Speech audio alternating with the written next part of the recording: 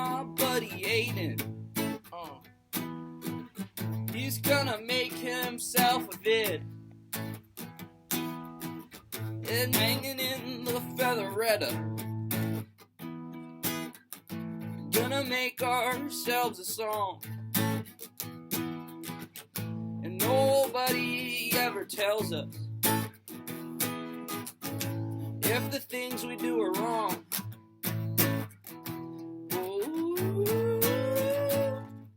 My name is Aiden Kramer, and I made this video to tell you about the microphones in Red Feather Studios, Wesleyan University's student-run recording studio, and to give you some general information about microphones, Red Feather Studio, and the recording process itself. In this video, we'll go microphone by microphone, comparing them in 4 different contexts: on a snare drum, on an overhead above the drums, on an acoustic guitar, and on voice.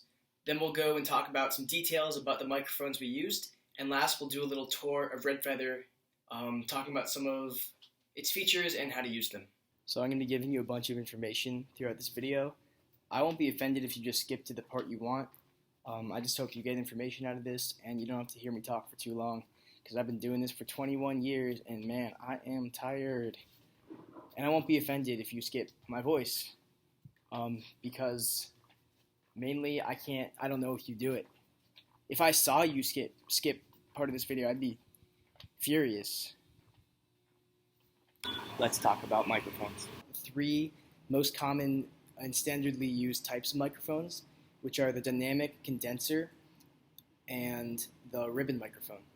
The dynamic microphones that we have in Red Feather Studios are the Shure SM57, the Shure SM7B, the Shure Beta 52A, and the Sennheiser 421.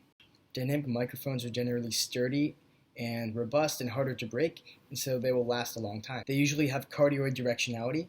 All the dynamic microphones that we have in Red Feather are cardioid. Dynamics can handle high volumes, so this makes them good in live settings, and they have a low sensitivity, meaning that it takes quite a bit of noise to get almost any signal coming out when you play it back.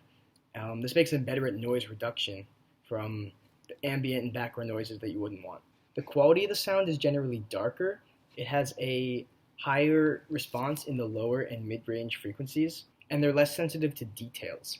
This makes them give you a more spacious and broad sound, and it's more forgiving of your mistakes that you make when you sing. Dynamics often have a diminished frequency response, meaning they're not sensitive to the full range of human hearing from 20 to 20,000 hertz. You'll get a smaller range of that, such as like 50 to 17,000 hertz. Another type of microphone is the condenser microphone. We have 4 different types in Red Feather.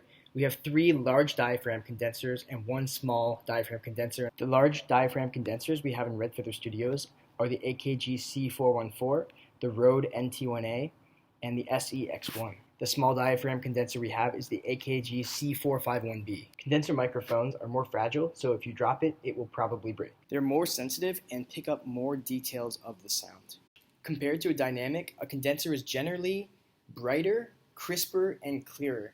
In some cases, a condenser may be too exposing for your liking. There's a more natural sound to a condenser, as in less is done from the input signal, like your voice, into the microphone by the time you play it back in your DAW. This means that the condenser will capture the natural sound better and it will be more clear about your mistakes. But in many cases, you don't want your sound really adjusted by the mic much. You want that more clear capture. Almost all condenser microphones require phantom power, which is that little 48 volt symbol you see on your preamp, and what happens is the preamp sends power to the microphone, which is necessary for it to work properly. There are 2 types of condenser microphone. There's the large diaphragm and the small diaphragm condenser. The large diaphragm tends to pick up greater detail in the mid-range, and the small diaphragm condenser tends to pick up greater detail in the higher end. Between the large and small diaphragm condenser, the small diaphragm condenser is even more likely and able to pick up greater definition and clarity of your sound, greater details. And the third type of microphone that we have is the ribbon microphone. The one that we have is the Cascade Fathead 2, named the Fathead because its head is fat. Ribbon mics tend to produce the least natural sound in general between the three mics we've been discussing, dynamic, condenser, and ribbon, meaning that there's a lot of coloration. This coloration is generally like a darkness in the low end response, a sort of thickness and boominess, which can really be quite nice and velvety. The sound can be quite soft and can take out harshness and shrillness by flattening higher end frequencies. I wouldn't say that ribbon mics work for every type of instrument, and it has a very particular sound, so it's really going to depend on your artistic liking for what instruments that you put on it. It's really good for guitar amps. It's got like a really smoothing sound for electric guitars. For like acoustic guitars, I don't think it sounds very good. There's like a whole range of like woody, chunky, boomy sounds that get picked up when you raise the low end. So unless this is what you're going for, I would avoid the ribbon on the acoustic guitar. Depending on what you want in your vocals, that can sound really good. You probably wouldn't want it on rock, but jazz or some other soft stuff might be great. It can be quite nice on drums and percussion. Again, this is kind of a particular sound, but it can be great if you test it out and you like it, especially on percussion, like metallics, like bells and tambourines, because it helps to take out the excessive top stuff. Lastly, I wrote in my notes it can sound nice on horns and take out the excessive top end stuff like that shrillness of a trumpet. You can even that out, give you some warmness.